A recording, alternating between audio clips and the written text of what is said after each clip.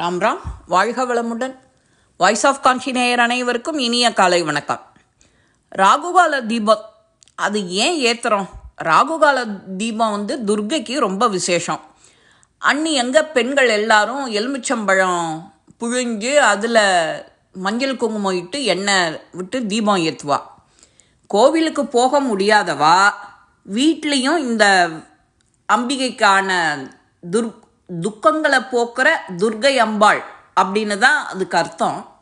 அதை அந்த ராகு காலத்தில் செஞ்சால் ரொம்ப விசேஷம். கோயிலுக்கு போக முடியாதவா வீட்டிலிருந்தே இதை செய்யலாம். தங்களுடைய மாங்கல்ய பலம் பெருகணுங்கிறதுக்காக பண்ணுவா. இது செவ்வாய் வெள்ளிக்கிழமைகளில் பண்ணால் விசேஷம். அப்பேற்பட்ட அந்த ராகுகால தீபத்தை சிவாலயங்கள்லேயும் செய்யலாம். துர்கைக்குன்னு உள்ள இருக்கிற ஸ்பெஷல் கோவிலுக்கும் போய் செய்யலாம். அர்ச்சனை செஞ்சு வழிபடலாம்.